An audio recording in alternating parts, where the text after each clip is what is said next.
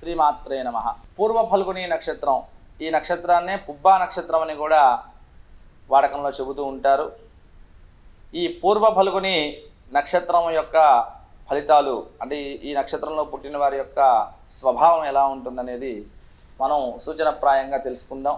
దీనికి ఈ పుబ్బా నక్షత్రంలో జన్మించిన వారికి నామాక్షరాలు మోటా టీ2 అనేటువంటి నామాక్షరాలు, గణము మనుష్య గణము, జంతువు ఎలుక, నక్షత్ర అధిపతి సూర్యుడు, అదేవిధంగా రాశి సింహరాశి, స్థిర రాశి, రాశ్యాధిపతి కూడా రవి. పుబ్బా నక్షత్రం 4 పాదాలు సింహరాశికి చెందినవి. ఈ నక్షత్ర జాతకులు సౌందర్యవంతులు, విలాసవంతమైనటువంటి జీవితాన్ని ఇష్టపడేవారు, నలుగురిని ఆకర్షించేవారు, చక్కటి వాక్చాతుర్యం కలిగినవారు. వీరు విద్యావంతులు, వివేకవంతులు, సమయోచిత నిర్ణయాలను తీసుకోగలిగిన వారు, నలుగురిని కూడా ఆకట్టుకోగల సమర్థులై ఉంటారు. నొప్పించక తానవ్వక అనేటువంటి పద్ధతిలో మనకు సామెత ఉందిగా, తప్పించుకు తిరిగేవాడు ధన్యుడు సుమతి. ఆ విధంగా ఆ మధ్య మార్గంగా ప్రవర్తిస్తూ ఉంటారు.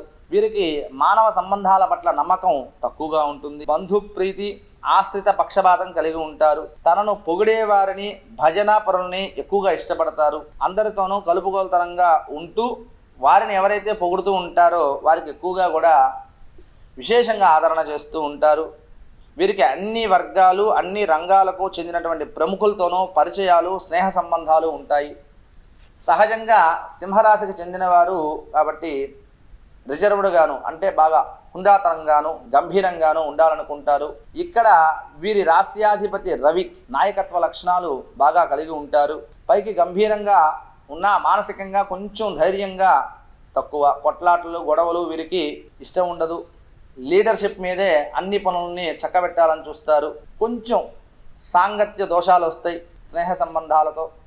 వ్యసనాలు కూడా కొద్దిగా ఆ దారిన పడేటువంటి అవకాశం కనిపిస్తూ ఉన్నది.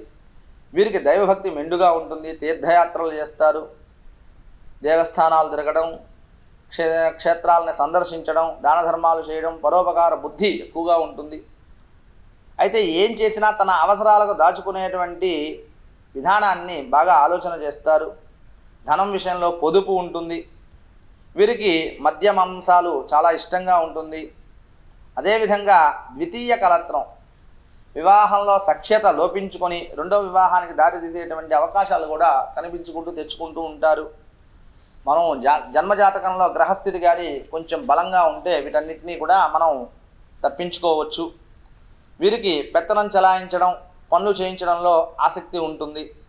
అధికారం చేపట్టగల శక్తి సామర్థ్యాలు ఉంటాయి. తరచూ ప్రయాణాలు చేస్తూ ఉంటారు. ప్రయాణ విషయాల్లో వీరు ఎప్పుడూ జాగ్రత్త వహించడం చాలా మంచిది.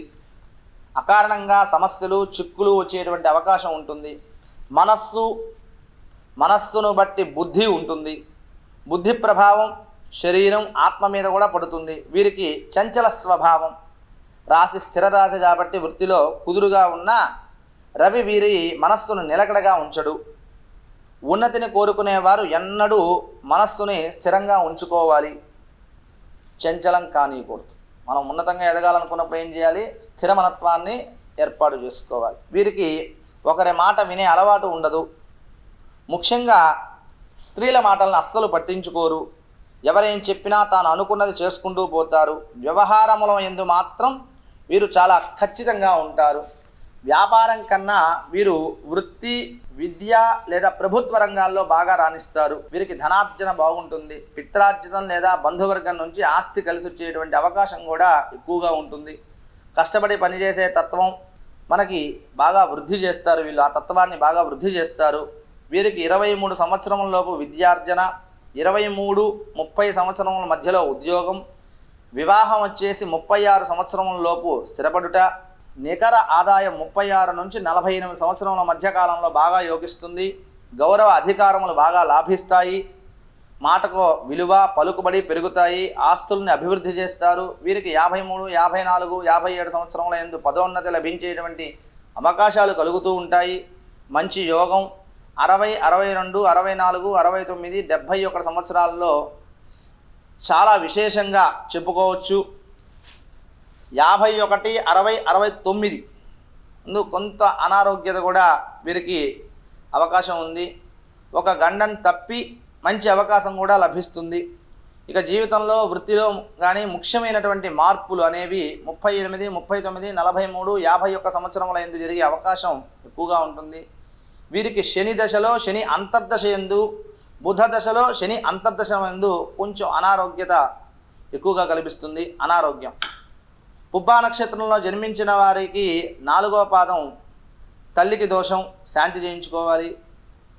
అదేవిధంగా మృతికి దోషం లేదు. ఈ నక్షత్రంలో చనిపోయిన వారికి గృహం విడిచిపెట్టాల్సిన పని లేదు.